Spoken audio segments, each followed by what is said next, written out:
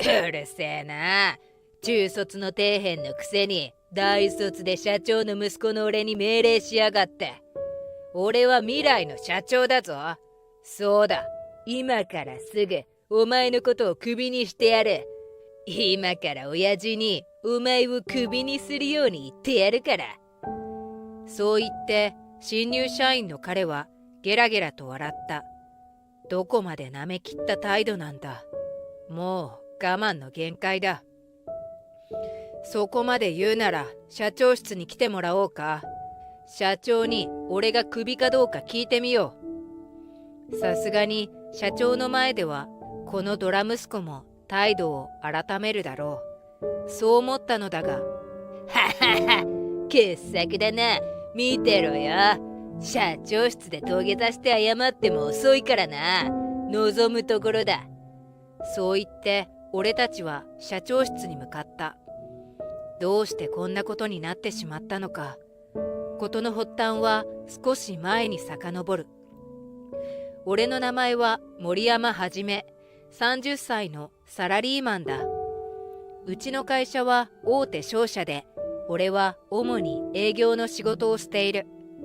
入社してからしばらく経つが、今まで仕事に特に不満はなかった。だけど、この春はちょっと困った事態になっている。森山、お前に教育係をお願いする新入社員たちだが、そのうちの一人、錆川翔というやつには注意しろよ。理由を尋ねると、新卒で入社する翔は有名大学出身。頭もルックスもいいが、ある問題を抱えているらしい。それは彼がこの会社の社長の息子だということ。何でも社長の再婚相手の連れ子ということだが、御曹司として育った彼はとても横柄な性格らしい。配属前に行われている新卒の合同研修でも、グループワークで他の新卒たちに向かって、俺は次期社長だぞ。いいか、せっかく入社した会社をクビになりたくなかったら、俺の言うことを聞け。なんて横柄なことを言ってみんなを困らせているらしい。どうやら自分が社長になるのが当然だと思っているようだ。まったく、いくら社長の息子とはいえ、どうしてこんな非常識なやつが入社したんだろうか。そしてしばらくして研修施設で行われていた新入社員の合同研修も終わり、問題の錆川翔が俺の担当している部署にやってきた。会ってみると、彼は身長が高く顔立ちもすっきりしていて、女性に人気が出そうなイケメンだった。だけどその目つきにはどうも不遜なところがあって、あまり信用できなさそうな感じだ。よろしくお願いします。口ではそう言っているものの、本当に腹の底からそう思っていないことは明白で、教育係になった俺のこともどうやらあまりよく思っていないらしい。そして俺の予想は見事に当たった。彼が入社してしばらく経ってからというもの、問題が絶えなかったからだ。森山、お前中卒なんだろ。こら、話をそらすな。今は昨日の無断欠勤の話をしているんだ。それから上司にタメ口はやめろ。こんなやりとりが日常茶飯事なのだ。俺が注意すると、彼は決まって「ふん、中卒の注意なんか聞くかよ。俺は大卒だぞ。なんてったって俺は大企業の社長の息子だからな。お前みたいな最底辺と違うんだよ。無能が上司面してんじゃねえよ。」こんな風に威嚇してくる。彼は誰から聞いたのか、俺の学歴を知って、大卒の自分が中卒の俺に指導されるのが我慢ならない様子。それでたびたび反抗するのだった。中卒、言われるたびに少し暗い気持ちになる。俺は確かに中卒だ。俺は両親と分け合って一緒に暮らすことができず、祖父母に育てられたのだ。その上祖父母は愛情を持って俺を迎えてくれたわけじゃない。まったくお前の顔見てると吐き気がする。お前は家の外で飯を食いな。なんて心ない言葉を小さい頃から実の祖母に言われていた。そして主戦度な祖父母は俺を育ててはくれたものの、高校には行かせてくれなかったのだ。今まで飯を食わしてもらったことに感謝して、とっとと働きな。さっさと稼いで家に金を入れるんだよ。そうせき立てられ、中卒で働きに出た俺。最初は工場の派遣の仕事をしたり、バイトをしたり、職を転々としてなんとか働いていた。正直嫌なこともいっぱいあった。だけど何年か辛抱していたら、ある不思議な縁があってこの会社に就職できたのだった。だけど目の前にいる社長のドラ息子は俺のそんな苦労話には興味ないだろう。こら、なんだその態度は。新入社員だからって何でも許されると思うなよ。ここにある書類ちゃんと期日までに提出しろ。あと独断で判断せずにきちんと相談すること。取引先に迷惑をかけたらどうする。もっと顧客のことを考えて慎重になれ。うるせえな。いずれここは俺の会社になるんだよ。俺に命令するんじゃない。社長になったらすぐにでもお前のことをクビにしてやるからな。そう言って彼は俺の説教を切り上げて休憩室へと行ってしまった。まったく会社に何をしに来てるのか。指導しても指導しても反抗する。かといって社長の息子だからクビにもされない。それに困ったことに彼は同期の新卒に仕事を押し付けるという悪い癖を持っていて、俺のいない時を見計らっては他人に仕事を押し付けてズルをしているのだ。それでいて大手企業との案件とか自分の利益になりそうなことには目がない。強欲を絵に描いたような人物だった。そんなある日のこと、ついに大きな事件が起こってしまったのだ。彼が入社してから半年以上経ってからのことだ。それは俺が短期の出張から帰ってきてから発覚した。森山さん、すみません。金山家具さんから電話があって、担当者が挨拶に来たけどあまりに失礼な態度を取られたので取引を中止すると連絡がありました。なんだと？失礼な態度って。でもあそこの担当は島田くんだろ。挨拶なら前に俺と一緒に行ったはずだが。いえ、それが錆川くんが自分がやると聞かなくて、島田さんの仕事を強引に奪ってしまったみたいなんです。話を聞くと大変なことになっていた。顧客の金山家具は小さな家具工房だ。芸大を卒業した職人さんが作っているアーティスティックな家具を販売していた。その腕前は海外で賞を受賞したことがあるほどだ。芸術的な造形センスに見入られる客が多く、この工房の家具は半年待ちの商品もざらにあるような人気店だった。数ヶ月前、SNS でその評判を知った俺は目をつけて、ぜひ我が社で商品を扱わせてくれと工房の主人に直談判しに行ったのだった。最初は先方はあまり乗り気でなかったが、俺が熱心に話をしたおかげでようやく信頼関係を築くことができ、取引に結びついた。そして契約書類の手配などは後輩の島田くんに任せていたのだ。それをあのドラ息子のカケルがめちゃくちゃにした。俺が出張、島田くんが健康診断で休みを取っている隙に、勝手に取引先に契約書を持って行ってしまったというのだ。彼はこの工房を大手企業と勘違いしていたらしく、行ってから驚いたらしい。住所を見て行ったらびっくりだよ。俺はてっきり高級家具メーカーだと思ってたから。そうしたらうなぎの寝床みたいな汚い工房でさ、むさ苦しい感じのおっさんが椅子作ってるの。しかも形がおかしいからこんなゴミみたいな椅子に座りたい客がいるんですかって聞いたわけ。そうしたら相手のおっさん顔真っ赤にして怒り始めちゃってさ。彼は悪びれもせず自分が取引先で言った失礼な言葉を説明する。バカ、何言ってるんだお前、それは芸術作品だぞ。半年かかって予約しないと買えない椅子だ。マジであんなゴミがウケる。全く反省していない態度だ。俺がどれだけ怒っても奴はふてぶてしい態度で自分は悪くないと開き直るだけだった。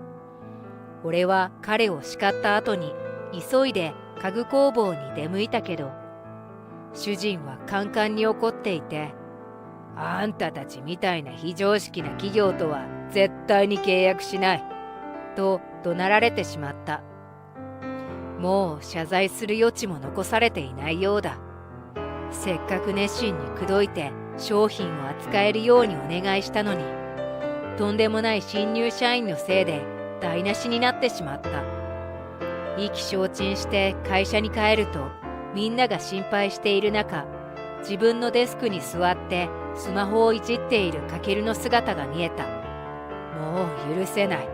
もう一度説教してやろうと思って近づくと、彼は相変わらず反抗的な態度をとった。うるせえな。だいたい森本、俺はお前が気に入らないんだよ。中卒底辺のくせに大卒で社長の息子の俺に命令しやがって。俺は未来の社長だからな。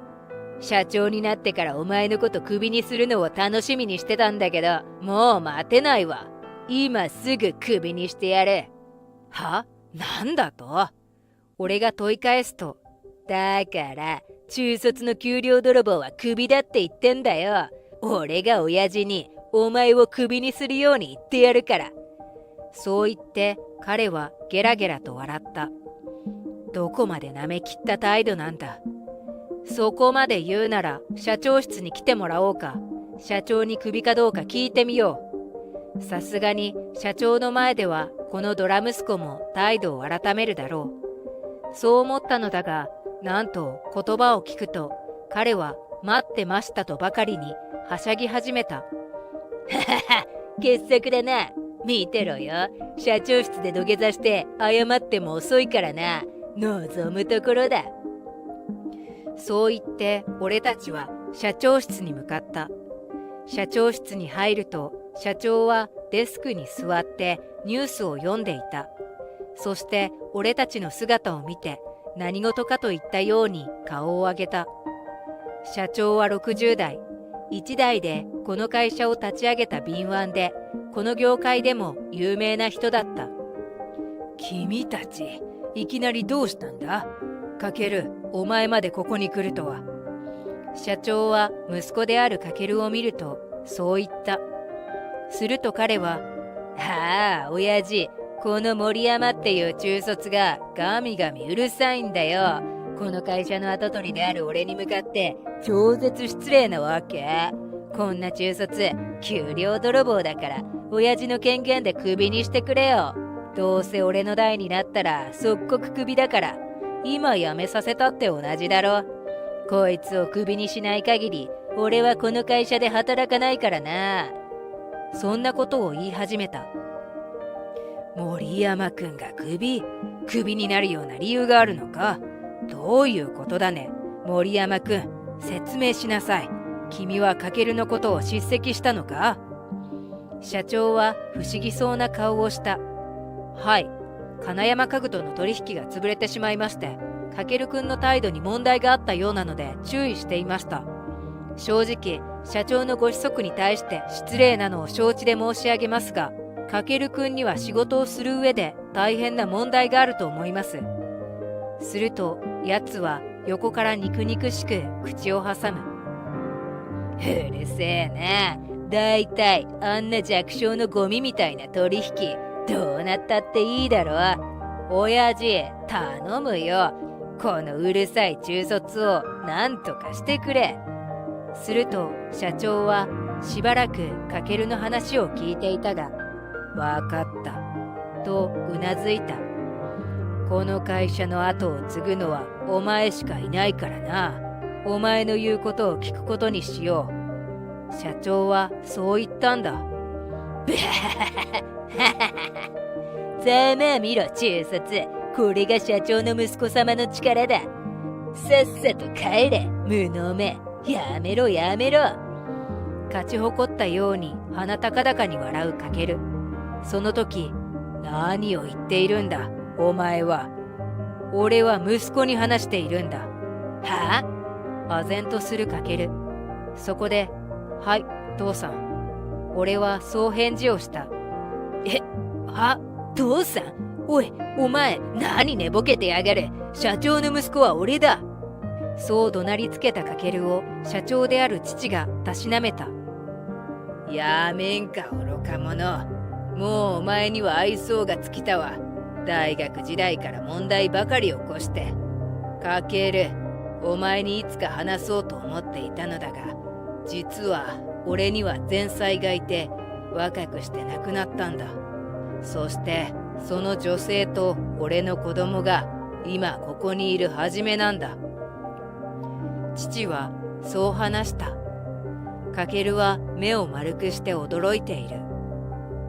そりゃそうだろう。自分に腹違いの兄がいたことに今気がついたのだから。俺の父は若くして起業し、社員だった女性と結婚した。二人の間にはすぐに俺が生まれた。だけどその頃の父は剛腕で野心家だった。朝から晩まで仕事詰めの毎日。経理を担当していた母も父を支えようと家事に育児に24時間奔走した。何せその頃は社員が2人しかいなかったものだから。そんな時、毎日の無理がたたって母が急逝してしまったのだ。父は悲しみに暮れたが、問題はそれだけではなかった。実は2人の結婚に母の両親は最初から大反対していた。それが父のせいで母が亡くなったと思い込み大激怒。孫である俺は絶対に渡さないと言い張って俺のことを自分たちで育てることにし、父に金銭面で相当な圧力をかけた。そして父は泣く泣く俺を諦め祖父母のもとに預けたのだった。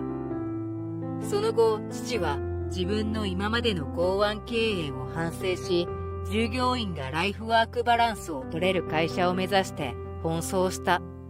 そしてそのことが時流に乗って会社は発展し、今では有名な大企業となることができた。一方俺は例の意地悪な祖父母のもとで育てられることになったのだが、父は俺のことを見捨てることなく、祖父母の目をかいくぐってはよく俺のとこに会いに来てくれていたのだ。中卒で働き始めた俺が結果としてこのような大企業で働いているのも父のおかげだ。中卒で働きに出ているという話を聞いてひどく心を痛めた父は、数年前に祖父母が亡くなった後、俺が自分の会社で働けるようにと手続きをしてくれたのだった。ちなみに離れて暮らしている間に父は5歳をとっていて、その女性の連れ子がカケルだった。だから正式に父と血縁がある人間は俺だけなのだ。カケル、お前みたいなめちゃくちゃな人間に大事な会社を継がせるわけがないだろう。まったく、大学では悪い友人を作って警察沙汰ばかり。卒業後はどこの企業にも就職できないから仕方なくうちの会社に入れてやったにもかかわらず、まともに仕事をこなすことができない。お前には失望した。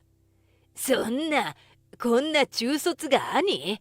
息子だなんて、そんなの認められるわけねえだろ。彼は叫んだが、とにかくお前とはもう縁を切る。実は前々からお前の母もそうしてくれと言っている。お前の学生時代の悪行で母がどれだけ泣いてきたと思っている。もうこれからは赤の他人だ。勝手なことを言って社内のみんなを困らせていたようだが、お前が会社を継ぐ予定なんかないし、大事な取引を潰したお前をこの会社に置くことももうできない。荷物をまとめて明日には家も会社も出て行きなさい。父はそう厳しく言った。くそ、そんな、お前のせいで。そういったやつは俺に飛びかかってきたけど、いでででで。父が呼んだ警備員さんに捕まえられて簡単につまみ出されてしまった。その後、俺の職場には平和が戻った。カケルの事件から数ヶ月後、俺は異動して役員の一人として働くことになった。父はもう年なので、早く俺に会社を継いでほしいらしい。父の期待に応えるためにも毎日精進する日々だ。カケルはどうなったって？彼はこの会社から追い出され、父から勘当を言い渡された後、学生時代に自分が付き合っていた悪い友達とつるんでいたみたいだ。そして自分から頼んだのか、それとも借金などをして連れて行かれたのか知らないが、海外に渡って薬物や違法動物の密輸、詐欺行為などを行っていたらしい。だけど悪いことは続かないもので、外国の警察による犯罪組織の一斉摘発で逮捕されて、日本の警察に身柄を引き渡された。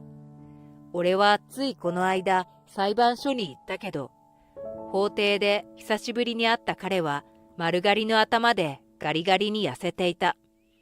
もともとは細身で高身長のイケメンだったのに、そんな面影は全くなく別人のようになり果てていた。一瞬だけ義理の弟だったことがあるとはいえ、散々違法行為を働いてきた彼に対して同情する気持ちには全くなれなかった。その後、彼は服役することになったということだ。